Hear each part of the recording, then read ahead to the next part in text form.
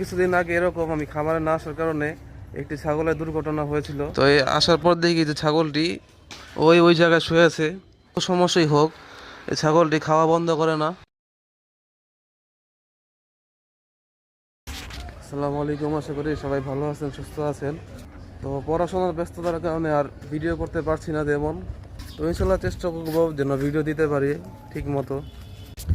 আর খামারেও regularly আর আসতে পারছি না, কারণ বিকালে আমি একটু জিমে যাই, ব্যায়াম করার চেষ্টা করি কিছু। আর সকালে আমার ক্লাস থাকে। গত কিছুদিন আগে এরকম আমি খামারে না আসার কারণে একটি ছাগলের দুর্ঘটনা হয়েছিল। তো ইনশাল্লাহ আজকে চেষ্টা করবো ঘটনাটি শেয়ার করার। তো এখানে গরু এখন আপাতত নেই, যার কারণে এই জায়গাটি ছাগলের দখলেই আছে। যেমন এখানে পানি রাখতাম, এখানে ছাগল শুয়ে থাকে।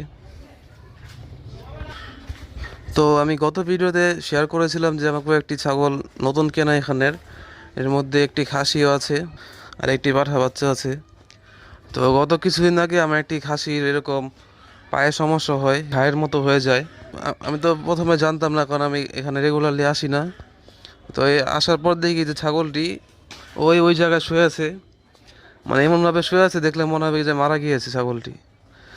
তো আশেপাশে সবাইকে ডাক দিয়ে পরে বুঝতে পারি যে ছাগলটা আসলে মারা যায়নি, পায়ে হাঁটুতে সমস্যা এবং ঘাও এমনভাবে ছড়িয়ে গিয়েছে যে আর মানে ট্রিটমেন্ট ছাড়া আর কোনো উপায় নেই।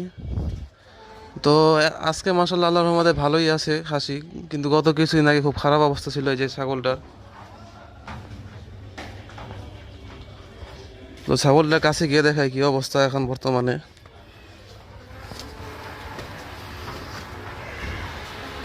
তো মাশাআল্লাহ এই ছাগলের একটা ভালো দিক আছে যে যত সমস্যাই হোক এই ছাগলটি খাওয়া বন্ধ করে না, ও পেট ভরে খাওয়ার চেষ্টা করে সব সময়।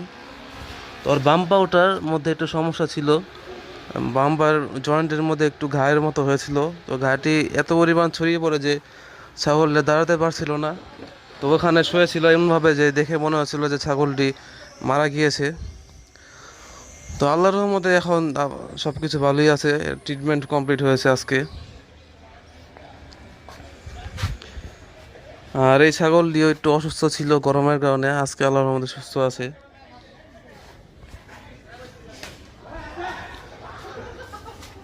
আর এই খাসিটার কালার একটু ইউনিক, কারণ এটা হচ্ছে যমুনাপাড়ি আর বারবারি একটি ক্রস ব্রিডের একটি ছাগল।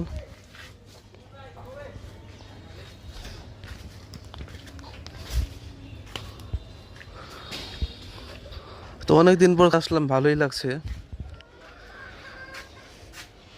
এই ছাগলগুলো ম্যাক্সিমামই মাশাআল্লাহ আল্লাহর রহমতে বাচ্চা পেটে প্রেগনেন্ট।